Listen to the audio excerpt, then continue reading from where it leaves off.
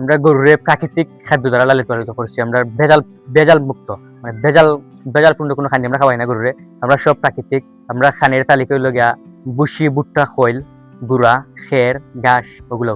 আশা করছি 12 মন, 8 মন, 7 মন, 5 মন এরকম গরু আছে, 3 মনের গরু আছে।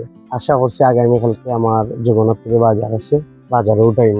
এখন যদি ভালো দাম পাই, বর্ষে দেখা যায় সীমিত লাভও থাকে, আমি সেল করে নেব। মোটামুটি দেখা যায় বাজার মোটামুটি লিমিটের ভিতরে আছে লাগে আমার কাছে। লিমিটের কইলাম তো, মানে তারা আওতার ভিতরে আছে, তারা ইনশাআল্লাহ লইতে পারবো। বালা গরু উঠছে, বালা দাম একটা মানে আওতাত আছে। যে মাঝারি গরু, বড় গরু, একটা ওভার দাম আছে না, এই ওভার দামও নাই। রাঁধুনি মেজবানি মাংসে মশলা থাকলে আসল মেজবানি রান্না কোনো ব্যাপারই না।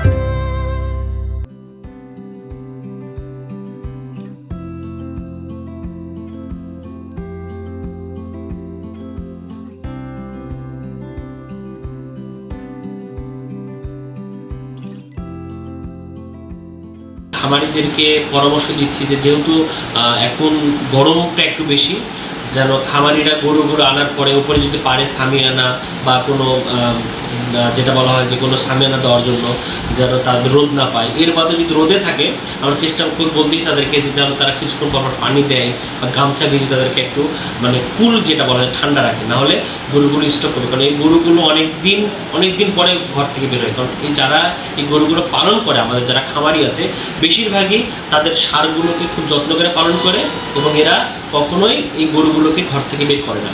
তো যখন বের করে এরা হঠাৎ করে যখন একটা বাইরে পরিবেশে আসে, এদেরকে একটু যেটা বলা হয় যে একটু সুন্দর জায়গা, পরিপাটি জায়গা, একটু পরিষ্কার পরিচ্ছন্ন এবং এভাবে রাখা যায়।